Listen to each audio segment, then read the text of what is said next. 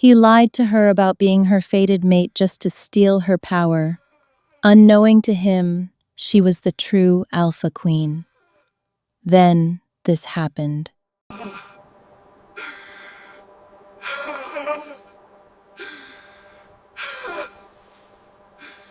The snow fell in sheets across the Frostfang peaks, blanketing the ancient pines in silence so deep it swallowed even the wind. Somewhere beneath the pale morning sky, a lone figure walked the ridge trail, her breath curling like smoke before her face. Her name was Morgana Ironborn, and she had no pack, no throne, and no memory of her mother's face. She had been found as an infant, swaddled in wolf pelts at the doorstep of a healer's den in the lower valley. Old Marin, the healer who raised her, had told her only one thing about her origins. "You were left with the mark of a crown on your back, child." And the howl that came from the mountain that night shook the teeth from the sky. Morgana had never understood what that meant. She had grown into a young woman of quiet strength, her silver-white hair a strange anomaly among the darker wolves of the lowland territories. She could run faster, see farther, heal quicker than any wolf she had ever met. But these gifts only made her an outsider. The lowland wolves whispered that she was cursed, that her white hair was a sign of death. So she kept to herself, hunting alone, sleeping in the hollows of old oaks, moving through the snow like a ghost among ghosts. Old Marin had died 2 winters past quietly, in her sleep, the way healers sometimes do when their bodies finally decide the work is finished. She had left Morgana nothing but the den itself, a pouch of dried herbs, and a single piece of advice spoken on her last lucid evening. "When the fire wakes in your chest, child, do not run from it. It is yours. It was always yours." Morgana had not understood. She had held the old woman's hand as the breath left her, and felt the first crack in the only foundation she had ever known. After Marin's death, even the thin tolerance the lowland wolves had shown Morgana disappeared. Without the healer's reputation to shield her, she was simply the white-haired outsider, the strange wolf with no lineage, no pack ties, no explanation for the uncanny power that leaked from her like heat from a forge. A lowland alpha named Gregor had driven her from the valley entirely. Claiming her presence unsettled his wolves. He had thrown stones. His warriors had laughed. Morgana had left without fighting back, not because she was weak, but because she did not yet understand that she was strong. She had been wandering the Frostfang ridgelines for 6 months when the scent found her. 6 months of solitude, of talking to no one but the wind, of eating what she killed and sleeping where she fell. 6 months of being so profoundly alone that the concept of another person had become almost abstract, a memory of warmth rather than warmth itself. Which is to say, she was as vulnerable as a person can be. And Caesar Ashvane, who had been watching her for weeks through his scouts, knew exactly how vulnerable that was. It was on a morning much like this gray skies, bitter cold, the world muffled under frost, that she first caught the scent. It struck her like a fist to the chest, cedar and iron and something deeper, something that made her wolf stir from its perpetual sleep and press against her ribs with a force she had never felt. She followed it. She could not help herself. The scent pulled her through a copse of birch trees, their white bark peeling like old scrolls, and down into a ravine where a frozen creek wound between the rocks. There, kneeling beside the ice with blood on his hands, was a man. He was tall, broad-shouldered, wrapped in a dark cloak lined with black fur. His hair was the color of iron, cropped short against his skull, and when he looked up at her, his eyes were the pale amber of a predator. There was a dead stag at his feet, a clean kill. But the blood on his hands seemed excessive, as though he had been tearing at something with more than a hunter's purpose. "You smell like lightning," he said. His voice was low, rough, the kind of voice that had given orders and been obeyed without question. Morgana stopped at the edge of the ravine. Her wolf was howling inside her. Every nerve in her body was singing a single, impossible word. Mate. "Who are you?" she asked. He stood slowly, wiping his hands on the snow. The blood turned the white ground pink. "My name is Caesar Ashfane. I am Alpha of the Iron Peak Pack." He paused, tilting his head as though listening to something she could not hear. Then he smiled, a slow, deliberate smile that did not quite reach his eyes. "And I believe you are my fated mate." Morgana's heart slammed against her ribs. She had heard of fated mates every wolf had. It was the oldest and most sacred bond in their kind. Two wolves chosen by the old gods to share a soul. To find one's fated mate was to find the other half of oneself. It happened rarely. Some wolves lived their entire lives and never felt the pull, but she felt it now. She felt it in every bone. What she did not know, could not know, was that Caesar Ashfane had been searching for her for 3 years. Not because he loved her, not because the bond called to him the way it called to her. He felt nothing. His wolf was silent. There was no pull, no recognition, no singing in his blood. He had come for something else entirely. Deep in the vaults of the Iron Peak stronghold, there existed a prophecy carved into stone older than the mountains themselves. It spoke of a white-haired wolf, born under a dead moon, carrying within her a power so ancient it predated the packs themselves. The blood fire, they called it. The original spark of the Alpha line. Whoever bonded with this wolf and completed the mate mark would absorb her power, becoming not just an alpha, but something beyond, an alpha king with dominion over every pack in the northern territories. Caesar had murdered his own father to become alpha. He had poisoned 2 rival pack leaders and burned a village of Omegas who refused to swear fealty. He was not a man who would let a prophecy remain unfulfilled. So when his scouts reported a white-haired she-wolf roaming the Frostfang lowlands, a wolf with no pack and no protector, he had smiled the same smile he wore now, calculated, patient, hungry. And Morgana, who had never been wanted by anyone, looked into his amber eyes and believed him. He brought her to Iron Peak on the back of a gray stallion, wrapped in his own cloak, and the entire pack turned out to see her. The stronghold was a fortress of black stone built into the side of a mountain, its towers capped with ice that never melted. Hundreds of wolves lined the snow-packed courtyard, their breath rising in unison like the exhalation of a single beast. Caesar presented her as his fated mate. He held her hand before the assembled pack and spoke words that made her chest ache with a gratitude so fierce it frightened her. "The old gods have blessed me," he said, his voice carrying across the stone walls. "After years of searching, I have found her, my mate, my equal, the other half of my soul." The wolves cheered. They howled.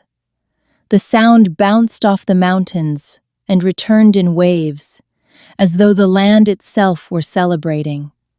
Morgana wept. She wept openly, without shame, and Caesar pulled her close and kissed her forehead and whispered, "You are home now," and she believed that too. In the weeks that followed, he was everything she had never dared to hope for.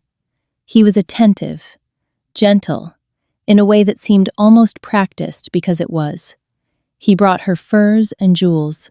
He walked with her through the snow-covered forests surrounding Iron Peak. He told her about his childhood, his struggles, the loneliness of leadership. He was careful to mirror her own story back to her. The isolation, the feeling of being different, the hunger for belonging. "I know what it is to be alone," he told her one evening as they sat by a fire in his private chambers. The flames cast dancing shadows on the walls. Outside, the snow was falling again. "Before I found you, I was incomplete. Half a wolf, half a man." Morgana pressed her face against his chest and listened to his heartbeat and thought, "This is what it means to be found." But there were cracks in the illusion. Small things she noticed, and then forced herself to forget. His wolf never responded to hers. When true fated mates were near each other, their wolves communed a wordless, instinctual conversation that ran beneath the surface of human speech. Morgana's wolf reached for his constantly, pressing against the bond, searching for the echo that should have been there. She found only silence. She mentioned it once, hesitantly. "I cannot feel your wolf," she said. "When I reach for the bond, there is nothing on the other side." Caesar's expression did not change. He was too skilled for that. "The bond takes time to fully form," he said smoothly. "We have not completed the mate mark. Once we do, the connection will be absolute." She accepted this. She wanted to accept it. The alternative that the bond was not real, that she was not his mate, that she was once again unwanted, was a darkness she could not face. There was also Halvard. Halvard Stoneclaw was Caesar's right hand, his beta, a massive wolf with a scarred face and watchful gray eyes. He said little, but Morgana noticed that he watched her with an expression she could not read. It was not hostility. It was not desire. It was something closer to grief. One morning, she found him in the training yard, alone, splitting logs in the snow. Steam rose from his bare shoulders despite the cold. "You do not like me," she said. He embedded the axe in the chopping block and looked at her. "I do not dislike you, Lady Morgana. That is the problem." "What do you mean?" He was quiet for a long time. The snow collected on his shoulders. Finally, he said, "Be careful. Not everything in Iron Peak is as it seems." Before she could press him, Caesar appeared in the doorway of the great hall. His eyes found Halvard, and something cold and sharp passed between the two men, like a blade drawn in silence. "Come, Morgana," Caesar said, his voice warm but his gaze fixed on his beta. "I have something to show you." She went. She always went. And behind her, Halvard stood in the snow with his gray eyes burning, and his jaw clenched so tight the muscles in his neck stood out like ropes. The weeks became a month. Then 2. Morgana settled into life at Iron Peak, with the tentative relief of a creature stepping out of a blizzard and into a warm den.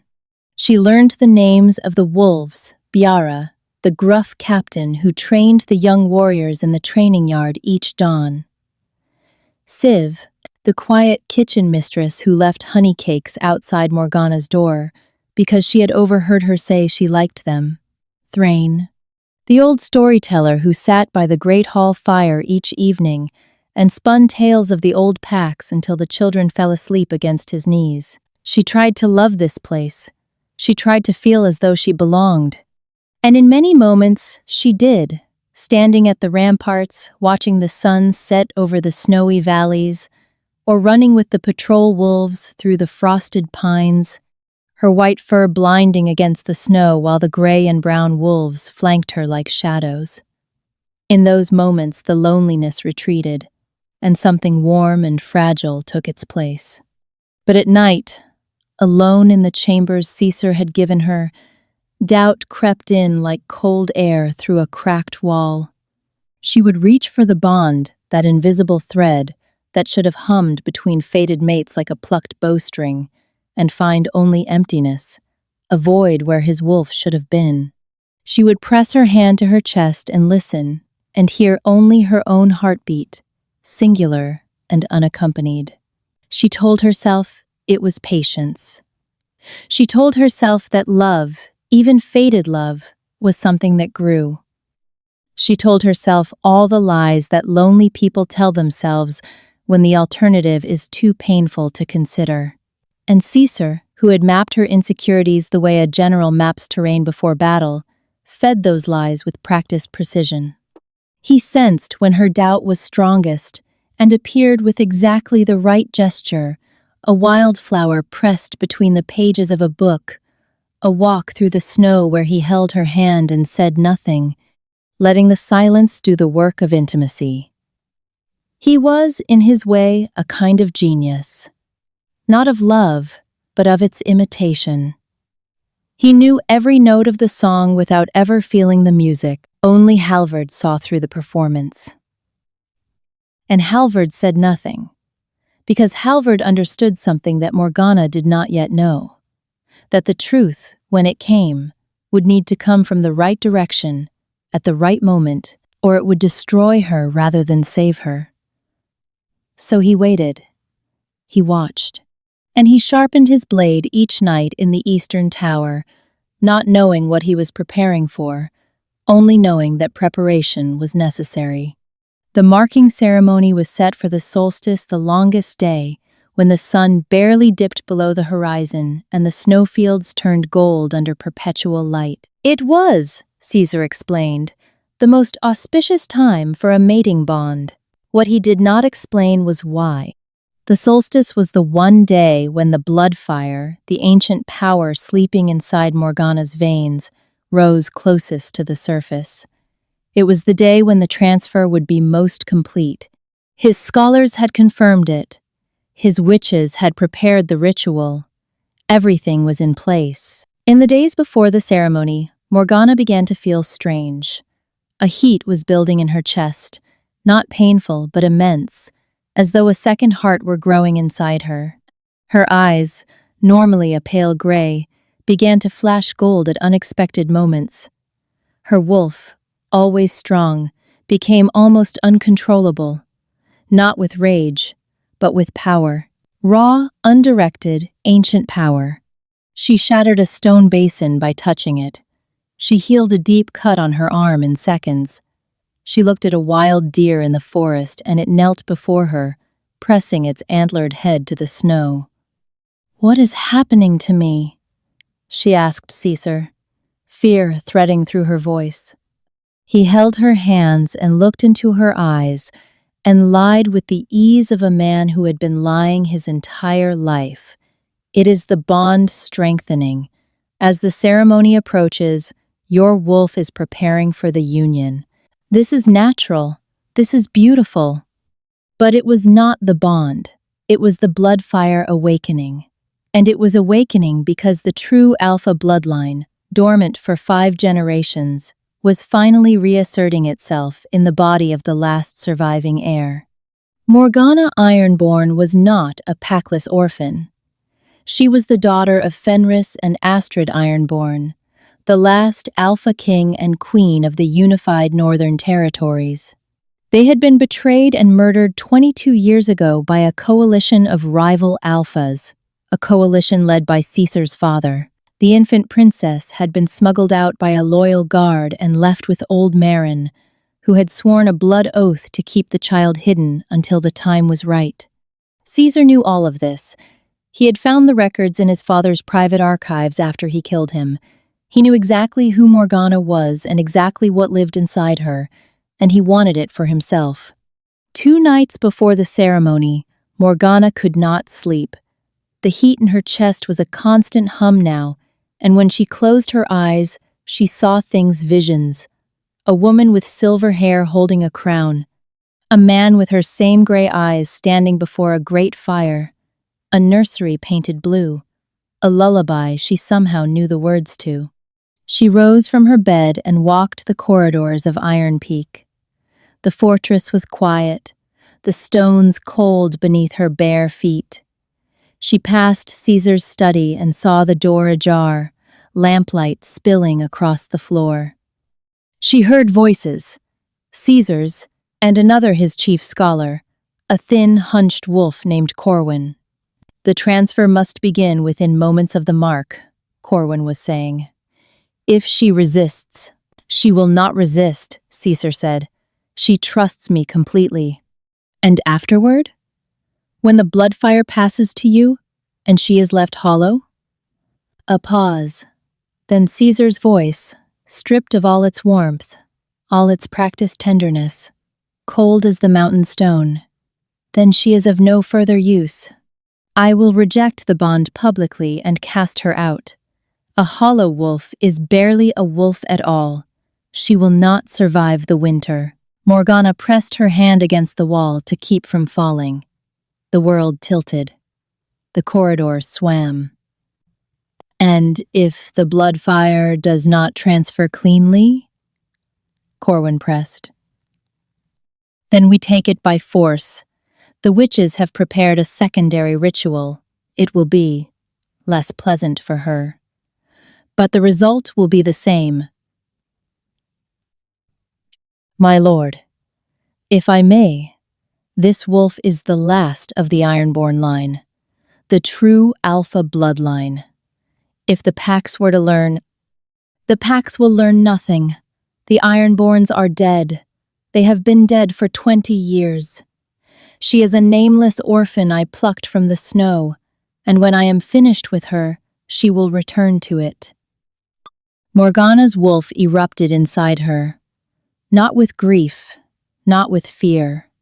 With rage, a rage so vast and so old it felt like it belonged to someone else, someone who had been waiting inside her for 2 decades, sleeping in her marrow, coiled in her blood. The blood fire surged. Her eyes blazed gold. The stones beneath her feet cracked.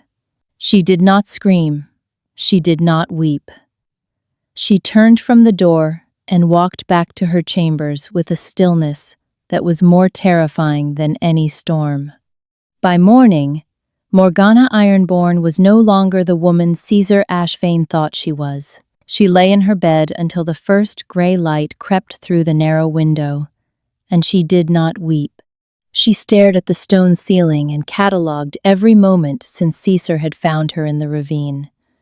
Every smile, every touch, every whispered endearment, and she examined each one with the cold precision of a butcher separating bone from meat. She found the seams. She found the rehearsal marks. She found the tiny mechanical calculations behind every gesture that she had once believed was spontaneous.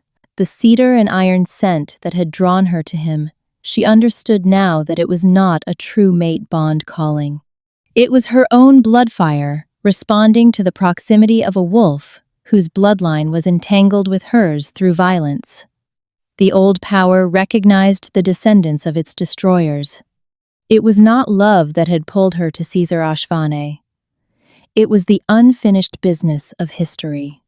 She pressed her palm flat against her chest and felt the heat there, the blood fire, stirring, rising, pressing against the cage of her ribs like a living thing demanding release. For the first time, she did not fear it. She welcomed it. She breathed into it. She let it fill her like water filling a vessel, and the vessel did not crack. She thought of old Marin, who had braided her hair each morning and told her stories about queens who fought with cleverness rather than claws. She thought of the blood oath the old healer must have sworn to keep her hidden, to keep her safe, to wait for the day when the last Ironborn was strong enough to reclaim what was taken. Had Marin known this day would come? Had she known, all those years, that the silver-haired girl sleeping in her den was a weapon waiting to be forged? Morgana closed her eyes and spoke to the darkness behind them. "I am ready," she said. And the blood fire answered, not with words, but with a warmth that spread from her heart to her fingers, to the tips of her toes, filling every hollow place, every wound, every scar left by years of loneliness and rejection, until she was luminous with it, incandescent, whole. She spent the next day in the high forest above Iron Peak, alone with her wolf and the silence of the pines. The snow was deep here, thigh-deep in places, and the sun hung low on the horizon, painting everything in shades of amber and rose. The visions came clearer now. She understood that they were not visions at all, but memories, unlocked by the awakening blood fire. She saw her mother, Astrid Ironborn, the Alpha Queen, a woman of terrible beauty and gentle hands. She saw her father, Fenris, the Alpha King, whose howl could be heard from one end of the territories to the other. She saw the great hall of Thornkeep, the ancestral seat of the unified packs, with its vaulted ceilings and walls hung with the banners of every pack that had sworn allegiance. And she saw the night it all ended, the betrayal, the poison in her father's cup, the blade across her mother's throat. The flames consuming Thornkeep, while 5 Alpha traders stood in the snow and watched it burn, Caesar's father among them. Caesar's father laughing. The memory should have broken her. Instead, they forged her. Each one was a hammer blow on the anvil of her rage, and what emerged was something harder than iron, sharper than any blade. She was Morgana Ironborn, daughter of Fenris and Astrid, last of the true Alpha line, heir to the unified throne. And she had been sleeping in the den of her parents' murderer, calling him mate, pressing her lips to the hands of the man who intended to hollow her out and leave her corpse in the snow. When she returned to Iron Peak that evening, she was calm. Perfectly, devastatingly calm. Caesar noticed nothing. He saw what he expected to see, a grateful, lonely she-wolf, eager for the ceremony that would bind them. "You look radiant," he told her at dinner, reaching across the table to take her hand. "I feel different," she said, and that was the truest thing she had said to him in weeks. That night, she sought out Halvard. She found him at his post near the eastern gate, standing watch in the starless twilight. The snow had stopped falling, and the world was still. "You knew," she said. It was not a question. Halvard closed his eyes. "Yes. You knew he was not my mate. You knew what he planned. I suspected. I did not know the details. Only that the bond was false and that he wanted something from you, something old and powerful." He opened his eyes. "I should have told you. I was a coward. He is my Alpha. And he is not your Alpha," Morgana said quietly. "He is a usurper sitting on a stolen throne, son of a murderer, playing at being king." She held his gaze. "I am the daughter of Fenris Ironborn, and I am the true Alpha Queen." The words left her mouth and something happened, something that could not be faked or manufactured. The air around her shimmered. A pulse of power radiated outward, a wave of pure authority that pressed against Halvard's wolf like a physical force. His knees buckled. His wolf bowed not in submission to cruelty, but in recognition. In the way a wolf bows before the one it has been waiting for. "My queen," he whispered. And the words fell from him like a prayer he had been holding behind his teeth for years. Morgana did not flinch. She did not weep.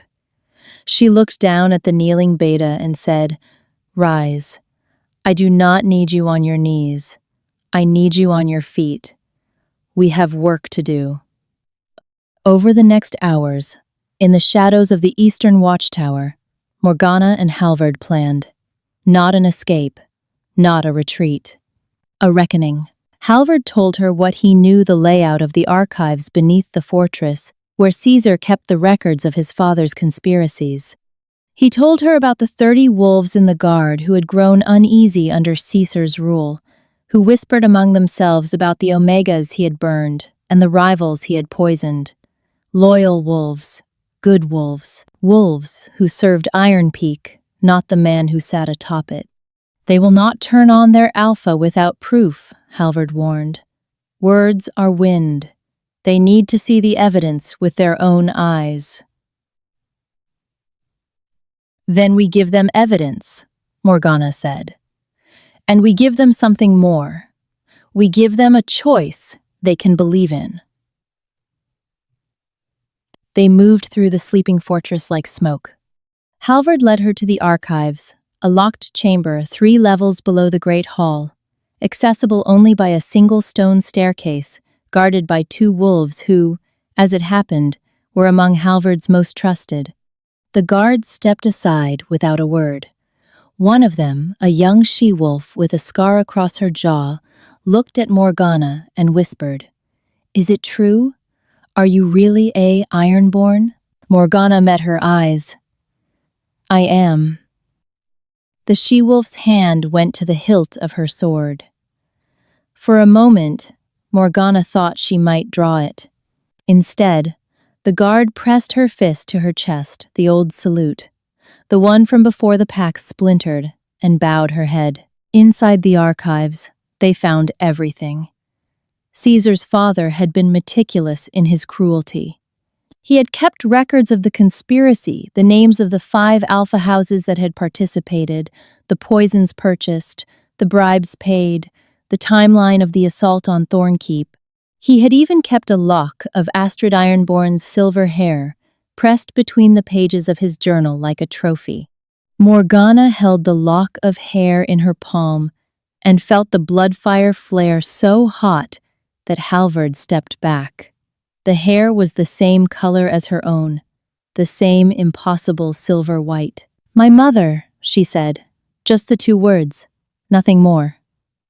She tucked the hair into a pocket close to her heart, took the journal, and walked out of the archives with her spine straight and her eyes dry, and a fire burning behind her ribs that would not be extinguished by anything short of justice. The morning of the solstice dawned golden and cold. The sun rose enormous over the Frostfang peaks, flooding the snowfields with light so bright it hurt to look upon. The pines cast long blue shadows.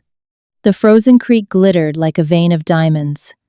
It was the kind of morning that felt like the world holding its breath. The entire Iron Peak pack gathered in the ceremonial clearing, a natural amphitheater carved into the mountainside, its stone seats dusted with snow. Nearly 1,000 wolves stood or sat in the tiered rows, their faces turned toward the center platform where the mating ritual would take place. Delegations had come from neighboring packs as well, the Frostclaw, the Stone Ridge, the Black Hollow, all hoping to curry favor with the Alpha, who had promised them territorial concessions in exchange for their attendance and their silence. Caesar stood at the center of the platform, dressed in ceremonial black, his iron-gray hair catching the light. He looked, Morgana thought, like what he was, a man playing a role, wearing power like a costume. She approached down the stone steps, and the assembled wolves parted for her. She wore white, a gown of winter fox fur and pale silk that Caesar's servants had prepared. Her silver hair was unbound, falling past her shoulders. Her gray eyes were steady. She looked beautiful. She looked like a bride. She looked like a woman walking toward the man who had betrayed her, and not a single soul in that clearing knew what she carried in her chest. Not a bride's trembling heart, but a furnace. The crowd parted for her with reverence. She could feel their eyes, hundreds of wolves, watching, assessing, many of them seeing her for the first time. Mothers held their pups close. Young warriors straightened their spines. The visiting alphas observed from their elevated seats with the practiced neutrality of politicians who had not yet decided which way to lean. The wind carried scents to her, pine sap and smoke, and the musk of packed wolves, and, beneath it all, the sharp mineral tang of anticipation. Every wolf in that clearing believed they were about to witness something sacred. They were correct. They were simply wrong about what kind of sacred it would be. As she climbed the stone steps to the platform, she passed close to a row of Iron Peak elders, ancient wolves. Bent with age, their eyes cloudy, but their senses still keen. One of them, a skeletal she-wolf with braided gray hair and hands like gnarled roots, reached out and caught the hem of Morgana's gown. Morgana paused. The old wolf leaned close. Her voice was a dry whisper, barely audible above the wind. "You smell like the old queen, like lightning and winter roses. Her cloudy eyes widened. "Who are you, child?" Morgana gently freed her gown from the old wolf's grip. "You will know soon enough, grandmother," she said softly, and she continued up the steps. Caesar extended his hand. She took it. His skin was warm. His smile was perfect. "Before the old gods," he began. His voice projected across the clearing with practiced authority. "Before the Pax, and the mountain, and the eternal snow, I claim this wolf as my fated mate. I declare our bond before all witnesses. Let the mark be made, and the souls be joined."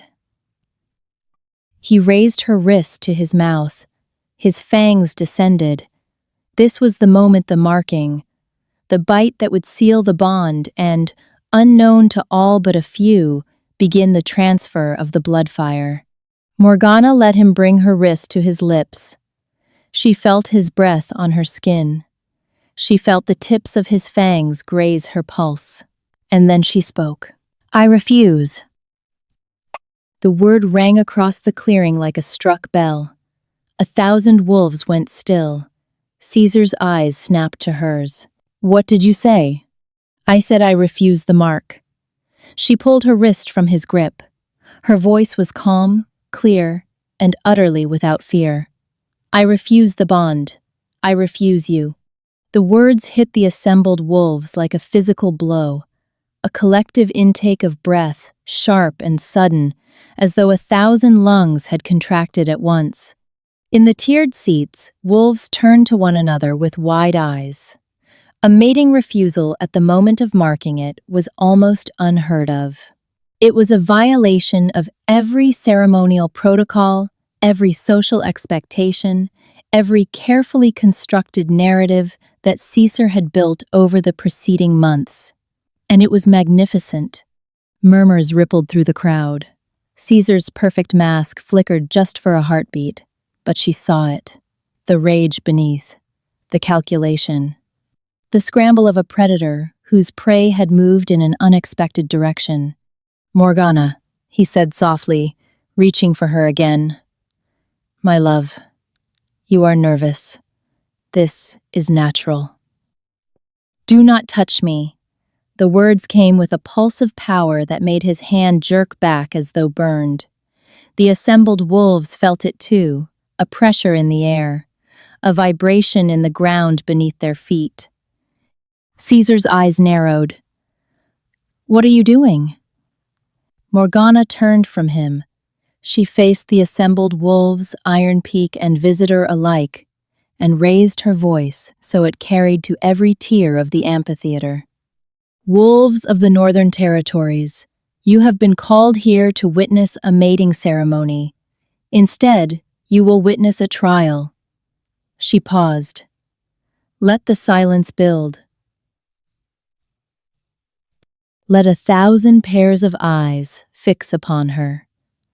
I am Morgana Ironborn, daughter of Fenris Ironborn, the Alpha King, and Astrid Ironborn, the Alpha Queen. I am the last surviving heir to the unified throne, and the man standing behind me, the man who told you he was my fated mate, is a liar, a thief, and the son of my parents' murderer. The clearing erupted. Wolves surged to their feet. Shouts and howls overlapped in a cacophony of shock and disbelief. Caesar's face went white, then red, then white again. "She is mad," he said quickly, turning to the crowd. "The bond fever has taken her mind." "Guards." "Halvard," Morgana said. The beta stepped forward from the crowd. He was not alone. Behind him stood 30 Wolves members of Iron Peak's own guard, who Halvard had quietly turned in the hours before dawn. Not through bribery or threat, but through truth. He had simply told them what Caesar was, and they had believed him, because they had always suspected. Halvard carried a leather-bound book. He held it up so the crowd could see it. "This is from the private archives of the Ashvane family," he announced.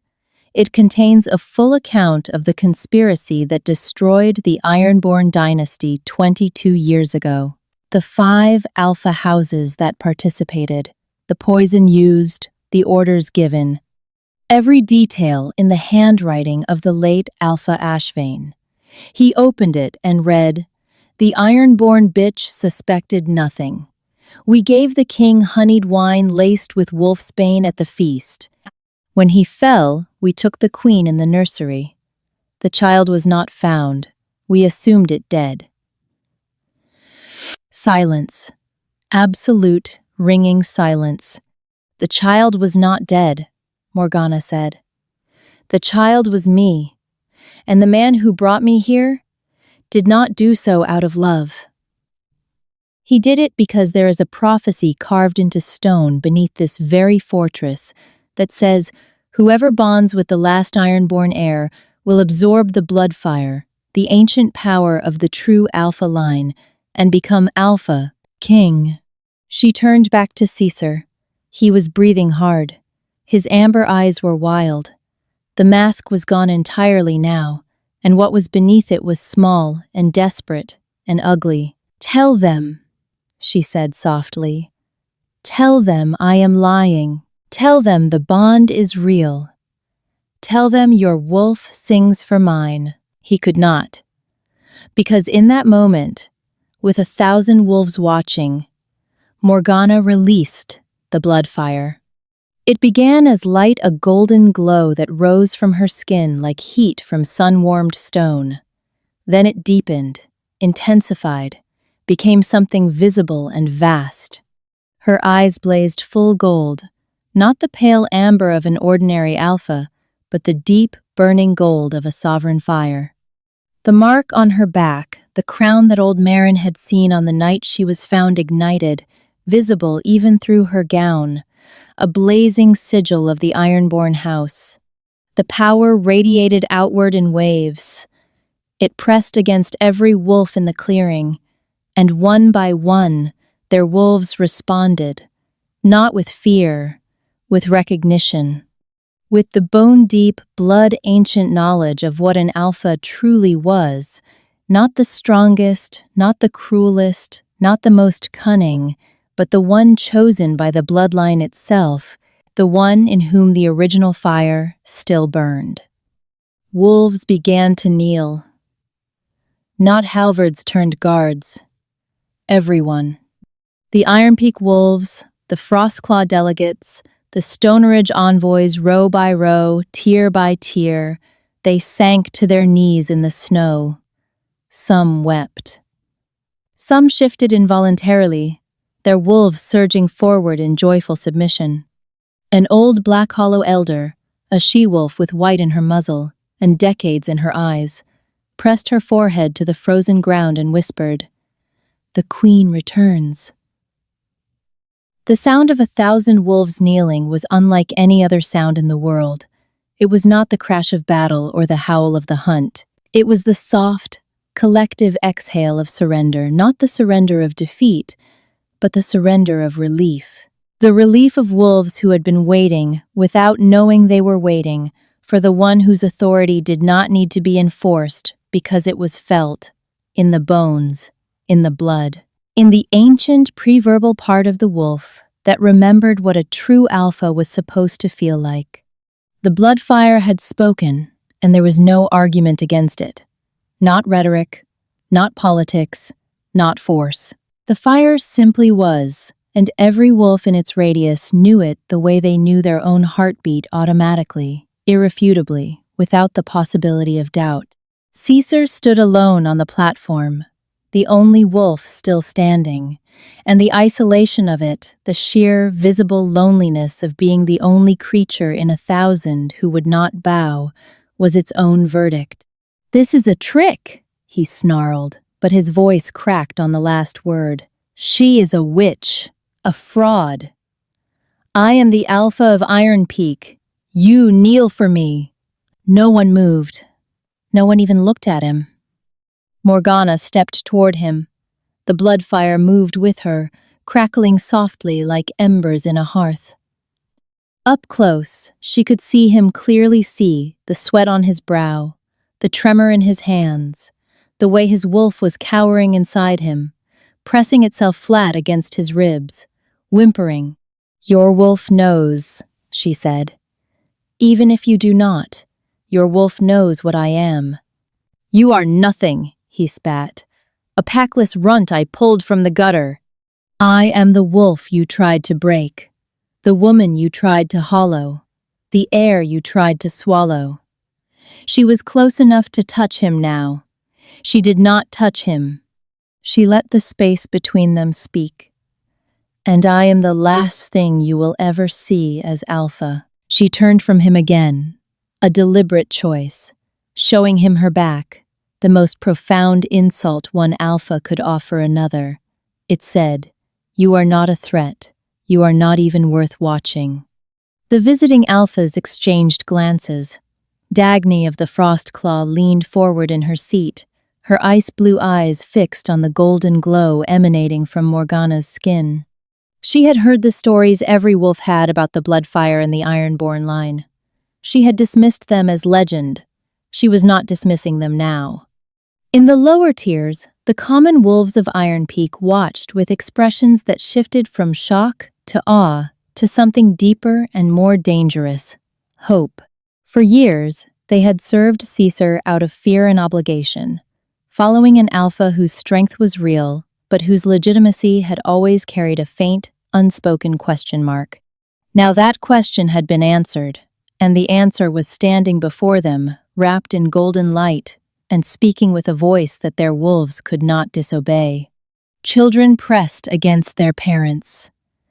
Elderly wolves who had lived through the fall of the Ironborn dynasty clutched each other's arms with shaking hands, their eyes wet, their lips moving in silent repetitions of a name they had not spoken aloud in 2 decades.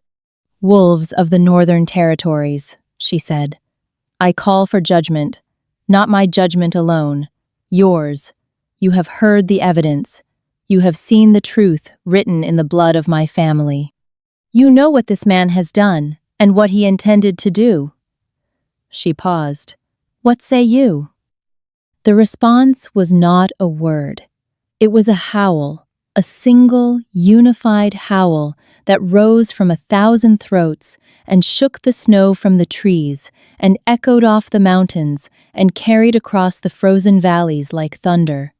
It was not a howl of rage.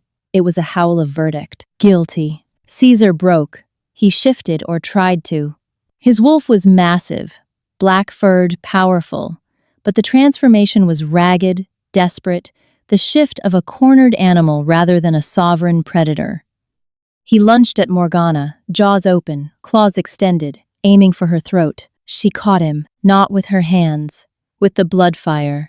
The golden power surged from her palms and wrapped around the black wolf in midair, suspending him, holding him. And then, with a force that was almost gentle in its precision, she slammed him into the stone platform. He shifted back to human form on impact, gasping, broken, the fight driven from his body in a single instant. He lay on the cold stone, naked and bleeding, and looked up at the woman he had tried to destroy. She looked down at him and felt no pity. She had tried to find some had searched her heart for any remaining tenderness, any echo of the woman who had wept with gratitude when he called her mate. That woman was gone. The Bloodfire had burned her away and left something clearer, harder, truer. "Caesar Ashvane," she said, "you are found guilty of conspiracy against the true Alpha line. You are found guilty of the murder of your own father. You are found guilty of fraud upon the sacred bond of fated mates. You are found guilty of intent to steal the Bloodfire by deception and force." She let each charge land, let the silence between them grow heavy. "The sentence is death." His mouth opened, closed, opened again. "Please," he whispered. "Morgana, please. I can explain. I can. We can share the power." I can help you rule. You need me. I needed a mate, she said. You gave me a lie. I needed a home. You gave me a cage. I needed someone to see me, truly see me, and you saw only what you could take. She shook her head slowly. I do not need you, Caesar. I never did. You were just the fire that woke me up. She did not kill him quickly, not out of cruelty, but out of ceremony. A false alpha had to be unmade before he could be ended. This was the old law, the law from before the packs splintered, when the Ironborn line still held dominion. Morgana should not have known this law. She had never been taught it. But the Bloodfire knew. The power carried memory, and the memory carried justice. Kneel, she commanded. The word carried the weight of the Bloodfire, and Caesar's body obeyed, even as his mind screamed against it. His knees hit the stone. His head bowed. The crowd watched in absolute silence. Morgana walked a slow circle around him. The sun was high now, the solstice light flooding the amphitheater with a brightness that left no shadows, no corners, no place to hide. You called yourself Alpha, she said, her voice carrying. You wore the title like armor. You used it to take what was not yours, to destroy what you could not build, to command loyalty you never earned. She stopped in front of him. Before these witnesses, I strip you of the title of Alpha. I strip you of your pack name. I strip you of your claim to Iron Peak and every territory your bloodline has held since the night your father helped murder mine. She reached down and placed her hand on his forehead. The Bloodfire flared, and something visible happened. A darkness like black smoke rose from his skin and dissipated into the cold air. His alpha power. The stolen scraps of authority he had accumulated through murder and manipulation pulled from him like a splinter from a wound. Caesar screamed. It was not a sound of physical pain. It was the sound of a man being emptied. The sound of everything he had built, his identity, his position, his self-conception as a powerful and feared leader being peeled away layer by layer until there was nothing left but the small, frightened thing that had always been at his core. When she removed her hand, he was shaking. His eyes were dull. His wolf, she could sense, was barely there, a shadow, whimpering in the darkest corner of his being. Look at him, Morgana said to the assembled wolves. Look at your alpha.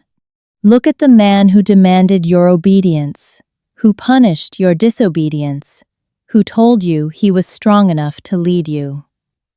She paused. This is what a false alpha looks like when the mask is removed. This is what lives beneath the cruelty and the control. Nothing. Absolutely nothing. Caesar's head hung. He was weeping, not with dignity, not with the noble grief of a fallen king, but with the ugly, helpless tears of a man who had been thoroughly and completely exposed. Snot ran from his nose. His shoulders heaved. He could not even muster the composure to beg. A wolf in the front tier, one of Caesar's own captains, a scarred veteran named Biara, spat on the ground at his former alpha's feet.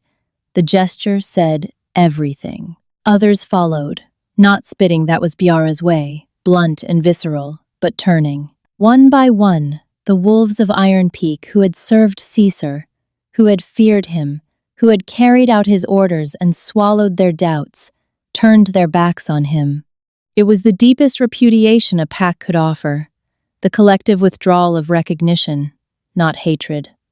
Something worse, indifference, the silent agreement that this creature on his knees was no longer worth the effort of contempt.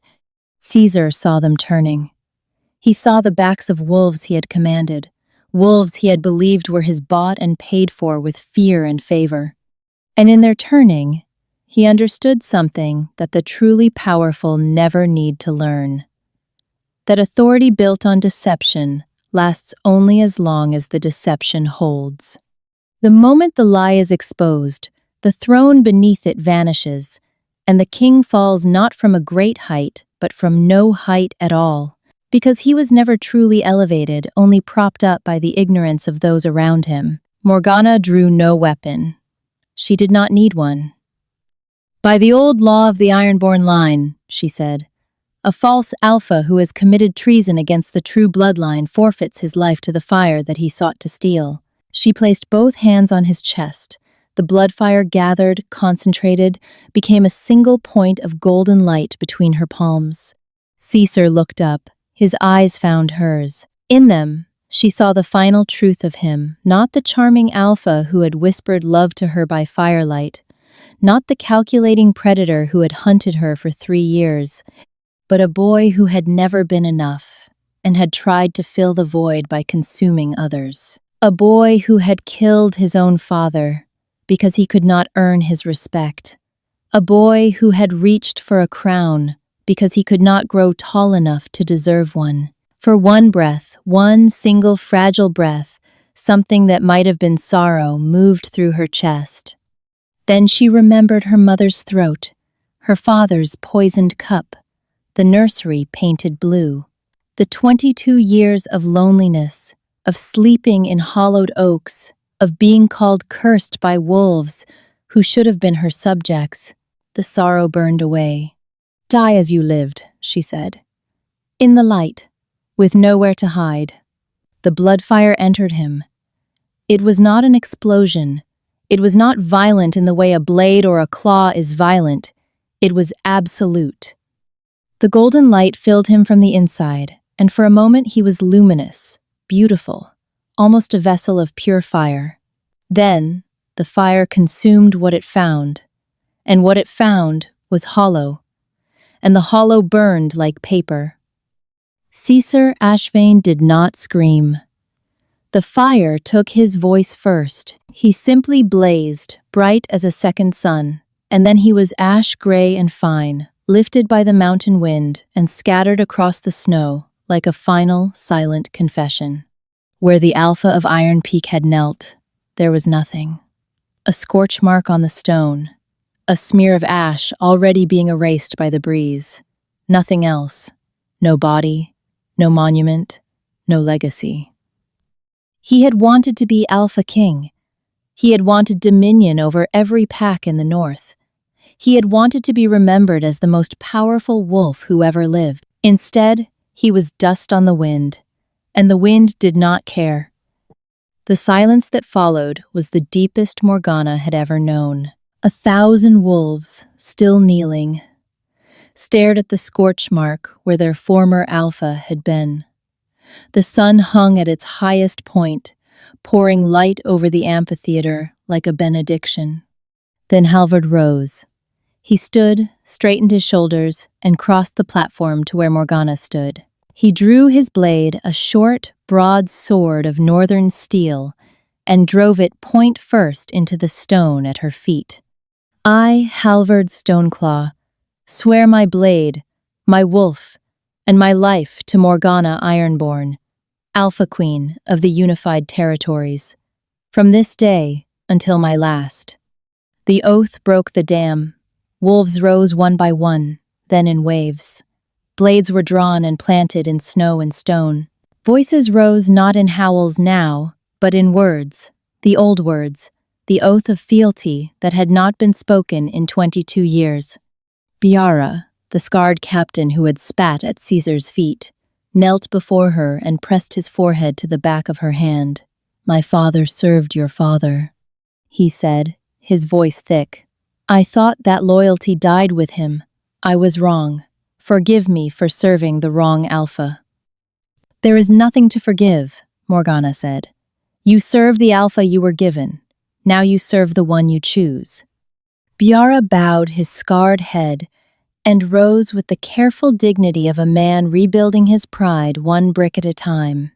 He would become one of Morgana's most trusted commanders in the years that followed, the wolf she sent into the most dangerous territories because she knew he would die before betraying her, not out of obligation, but out of a loyalty forged in the furnace of that solstice morning. when he watched a false king burn and a true queen rise from the ashes. The Frostclaw delegation approached next. Their alpha, a lean she-wolf named Agni with ice-blue eyes, inclined her head. The Frostclaw pack stood apart during the betrayal. We neither aided nor prevented it. That neutrality was its own cowardice. I offer our allegiance now, without condition. Morgana studied her. Neutrality in the face of evil is a choice, Alpha Dagny, but so is the choice you make today. I accept. One by one, the packs came forward, some with shame, some with defiance, some with tears. Morgana received them all with the same steady gaze, the same quiet authority, the same refusal to be diminished by what had been done to her. By the time the sun began its slow descent toward the western peaks, the unified territories existed again not on paper, not by conquest, but by the voluntary submission of every pack in the north to the wolf they recognized as their true sovereign. Morgana stood on the platform where, hours ago, she had been meant to give herself to a man who intended to consume her. She looked out at the sea of wolves, her wolves, and felt the blood fire settle in her chest like a hearth fire in winter, warm, steady, permanent. She thought of old Marin, who had raised her in secrecy and love. She thought of the guard who had carried her from Thornkeep as it burned. She thought of her mother, who had died in a blue nursery so that her daughter might live. And she thought of Caesar. Not with hatred. Hatred was fuel for the powerless, and she was no longer powerless. She thought of him with the cold clarity of a wolf, surveying the carcass of a threat that would never threaten again. He had wanted her power. He had gotten her instead. That was the difference between a true alpha and a false one. A false alpha saw power as something to be taken. A true alpha knew that power was something you became. Morgana Ironborn had become what she always was. Not because Caesar Ashvane had tried to destroy her, but because she had survived his attempt. The fire he tried to steal was the fire that forged her. The lie he told her was the truth that set her free. The snow continued to fall over the Frostfang peaks, as it always had and always would. But the world beneath it had changed. There was a queen on the mountain now, and she was not going anywhere. 3 months after the solstice, on a morning of hard frost and iron-gray skies, Morgana returned to the ceremonial clearing alone. The stone platform still bore the scorch mark. No one had cleaned it. She had not asked them to. She stood where Caesar had knelt and looked at the dark stain on the rock. Snow had gathered in its grooves, filling the cracks he had left with white. "You could have been different," she said to the empty air. "You had a pack. You had strength. You had a fortress and an army and wolves who would have followed you to the edge of the world." She paused. "But that was never enough for you, was it? You wanted what you did not have. You always wanted what you did not have." The wind picked up, scattering snowflakes across the platform. "I would have loved you," she said, and this was the saddest truth of all. "If the bond had been real, if you had been honest, if you had come to me as a man instead of a thief, I would have loved you with everything I had, because that is who I was then, a woman so hungry for belonging that she would have given her soul to the first wolf who offered her a home." She knelt and pressed her palm flat against the scorch mark. Beneath her hand, the blood fire pulsed, gentle and warm. "But you did not want my love. You wanted my fire. And the thing about fire, Caesar, is that it does not care who reaches for it. It burns the same either way." She stood. She brushed the snow from her knees. She looked out at the frozen mountains and the vast white valleys and the dark pines bowing under their burden of snow, and she breathed in the cold morning air until her lungs ached with it. Behind her, Iron Peak rose against the sky, its towers flying new banners white with a golden crown, the Ironborn crest, her crest. Before her, the Northern Territories stretched to the horizon, united for the first time in a generation under a queen who had been found in wolf pelts on a healer's doorstep. She smiled. It was not a happy smile. It was not a sad one, either. It was the smile of a woman who had been lied to, stripped, nearly hollowed, and who had turned every wound into a weapon and every scar into a crown. She turned from the scorch mark and walked back toward her fortress. The snow closed behind her, filling her footprints, erasing the path she had taken as though she had never been there at all. But she had been there. She would always have been there. And the stain on the stone, the only monument to Caesar Ashvane, the false alpha who had reached for a queen and found only fire would remain long after the snow melted, and the pines grew tall, and the mountains themselves crumbled to dust. A smear of ash on cold rock. That was his legacy. The wolves stared at the empty space where he had been. Some looked away. Others could not stop looking. A young warrior in the third tier bent over and vomited into the snow, not from the violence of it, but from the sudden, visceral understanding that the wolf he had called Alpha, the wolf he had sworn oaths to and followed into battle and feared in the marrow of his bones, had been reduced to nothing in the span of a heartbeat, that all of Caesar's cruelty and cunning and ambition had amounted to less than a fistful of ash. A she-wolf near the back of the crowd held her daughter against her chest and covered the child's eyes, though there was nothing left to see. The child squirmed and whispered, "Is the bad wolf gone, Mama?" The mother said, "Yes, little one, the bad wolf is gone." Somewhere in the tiered seating, old Corwin Caesar's chief scholar, the thin wolf who had helped plan the theft of the blood fire, sat very still. His face was the color of old parchment. He made no move to flee. He seemed to understand, with the grim clarity of an intelligent man who had chosen the wrong side, that there was nowhere to go. Morgana's gaze found him. She held it for 3 long seconds. Corwin's chin trembled. Then Morgana looked away, dismissing him as thoroughly as she had dismissed the ash, and Corwin slumped in his seat like a puppet whose strings had been cut. He would be dealt with later. They all would. Every wolf who had known Caesar's true purpose and said nothing. But that was a matter for courts and councils, not for this moment. This moment belonged to the truth. Morgana Ironborn's legacy was everything else. She ruled for many years justly, firmly, with a hand that was neither soft nor cruel but precise, the way a surgeon's hand is precise. She rebuilt Thornkeep from its ashes, raising new walls of white stone on the foundations of the old. She united the northern packs not through fear or force, but through something more durable. Trust earned slowly, kept faithfully, never weaponized. She took no mate. Not because she had hardened her heart against love she had not, but because she had learned the difference between longing and wisdom. She would not reach for a bond out of hunger.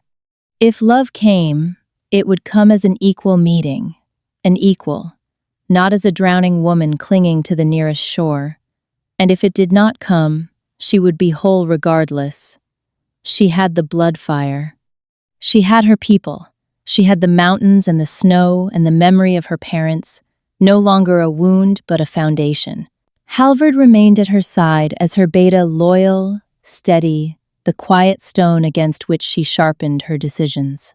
Whether the bond between them ever became something more than loyalty and shared purpose was a question the pack debated in whispers by the evening fires, and one that neither Morgana nor Halvard ever answered. Some things, it seemed, the Alpha Queen kept for herself. On the first anniversary of the solstice, a tradition began. Each year, the wolves of the Northern Territories gathered in the amphitheater at Iron Peak, not for a ceremony, but for a remembrance. They came to look at the scorch mark on the stone. They came to remember what a false alpha had cost them, and what a true one had restored. And they came to hear Morgana speak a single sentence, the same sentence every year, delivered in a voice that carried the warmth of the blood fire and the cold of the mountain wind. Remember what was taken, remember who took it, and remember that the fire does not answer to the thief. The wolves would howl. The sound would fill the valleys and echo off the peaks and carry south, where even the distant packs could hear it, a reminder that the north had a queen, and the queen had a fire, and the fire would burn for as long as there was an ironborn to carry it. And the scorch mark remained, season after season, year after year, through snowfall and thaw, and the slow grinding of time. The dark stain endured on the ceremonial stone, Caesar Ashvane's only monument, his only mark upon the world. A blemish on a rock, in a clearing, on a mountain, where a queen once stood and did not flinch.